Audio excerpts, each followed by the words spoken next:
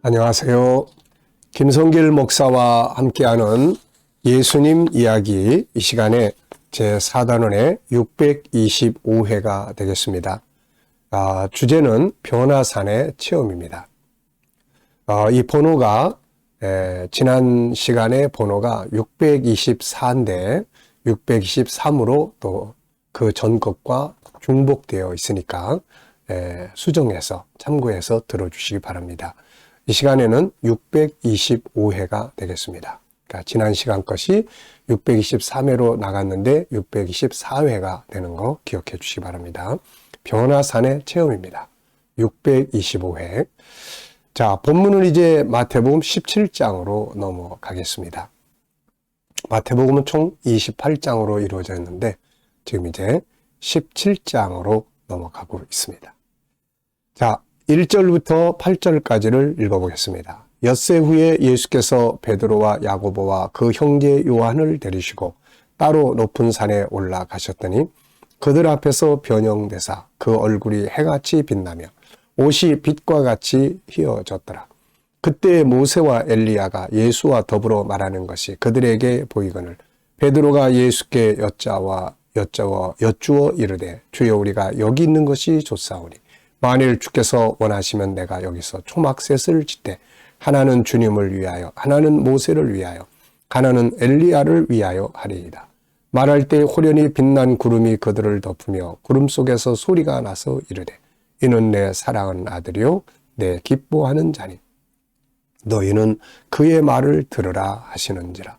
제자들이 듣고 엎드려 심히 두려워하니 예수께서 나와 그들에게 손을 대시며 이르시되 일어나라 두려워하지 말라 하시니 제자들이 눈을 들고 보매 오직 예수 외에는 아무도 보이지 아니하더라. 아멘. 자, 이 시간 변화산의 체험입니다. 본문을 보면은 예수님께서 베드로와 야고보와 그 형제 요한을 데리시고 산으로 올라가셨습니다. 그런데 그 산에 올라가셨는데 거기서 놀라운 변화가 일어나게 되었습니다. 우선은 예수님의 모습이 변화가 되셔서 해같이 빛납니다. 주님의 얼굴이 해와 같이 빛나고 옷이 빛과 같이 휘어져요. 이 장면은 요한계시록 1장에서 사도 요한이 이제 환상 가운데 예수님을 볼 때 그 빛이 비치는 그 장면하고 비슷합니다. 그러니까 예수님의 얼굴이 해와 같이 빛나고 옷이 빛과 같이 막 빛나고 휘어지게 되었죠. 그리고 이제 또 하나 놀라운 사실이 뭐냐면 죽은 자와 산 자가 만나는 거예요. 먼저 갔던 모세, 죽었던 사람, 그리고 변화돼서 승천했던 엘리야, 그리고 지금 이 땅에 살아계신 예수 그리스도가 함께 만나는 것입니다. 이 엄청난 놀라운 사건을 이 제자들이 경험하면서 참 엄청난 충격을 받았겠죠. 이 기적 같은 은혜의 체험을 이들은 경험을 했습니다. 우리는 이 사건을 보면서 많은 것들을 생각하게 되는데요. 그 중에 하나가 이 체험은 순간적인 체험일 뿐만 아니라 미래에 우리 모두가 다 겪게 될 일이다 하는 것을 미리 계시해 주는 사건이 되는 것입니다. 지금은 우리가 앞서간 어머니, 우리 어머니, 아버지, 천국에 계실 우리 아버지, 어머니. 자, 그런데 지금 제가 여기 있으면서 만날 수 없거든요. 누가복음 16장에 말씀한 것처럼 거기와 여기는 오고 갈 수 있는 곳이 아니에요. 그래서 죽은 자와 산 자가 만날 수가 없습니다. 그리고 함께 살 수가 없는 거죠. 그런데 주님이 오시는 그날에는 지금 이 변화산에서 일어났던 일들이 그대로 이루어집니다. 주님이 오시는 그날에. 그래서 그때의 이 상황들이 다 이루어지는 거죠. 해와 같이 빛나는 이 모습, 변화되는 것, 그리고 죽은 자와 산 자가 만나서 다 같이 함께 영원히 복되게 사는 그날이 오게 되는 것이죠. 마태복음 13장 43절을 보면 그때의 의인들은 자기 아버지의 나라에서 해와 같이 빛나리라 이렇게 말씀하셨어요. 해와 같이. 그때 그날에는 우리가 다 아버지의 나라에서 해와 같이 빛나게 됩니다. 이때 슬픔과 탄식은 사라지고 고통과 괴로움은 모두 다 사라지게 되고 우리 모두는 다 해와 같이 빛나는 영광을 누리게 되는 거죠. 계시록 21장 4절에서는 그날에 이런 벌어질 상황을 이렇게 이야기해요. 모든 눈물을 그 눈에서 닦아주시니 다시 사망이 없고 애통하는 것이나 곡하는 것이나 아픈 것이 다시 있지 아니하리니 좋은 것들이 다 지나갔음이라. 네.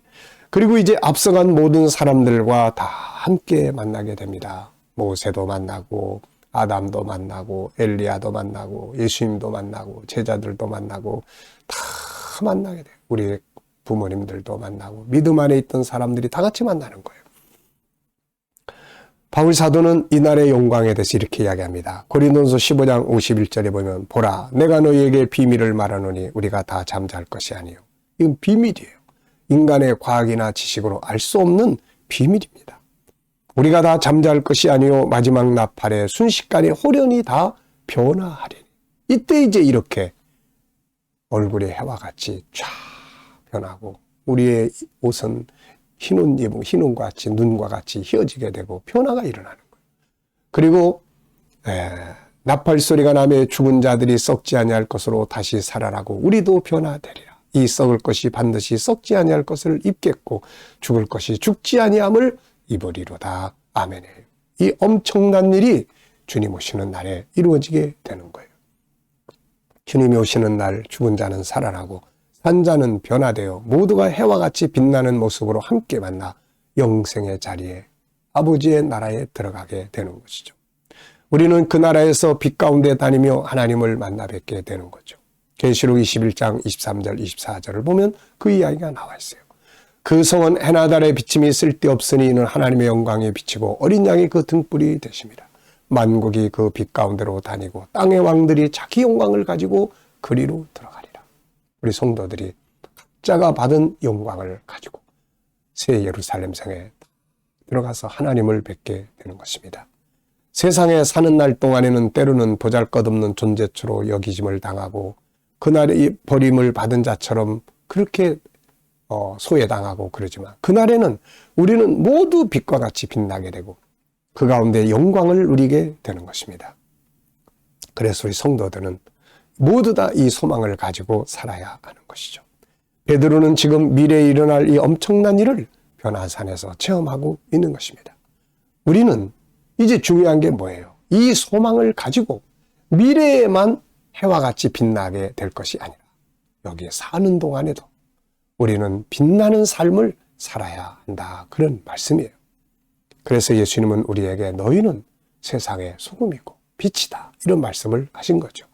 마태복음 5장 14절부터 보면 너희는 세상의 빛이라. 산 위에 있는 동네가 숨겨지지 못할 것이요 사람이 등불을 켜서 말 아래에 두지 아니하고 등경 위에 두나니 이러므로 집안 모든 사람에게 비치느니라.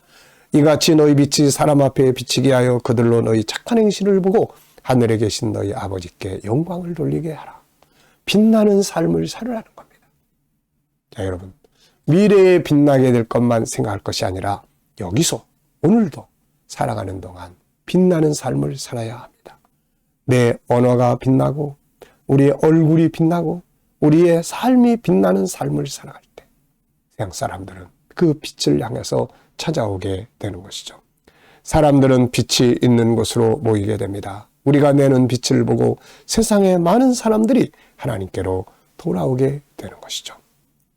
변화산의 체험을 보면서 하나는 미래를 생각하고 그날에 이렇게 되는구나.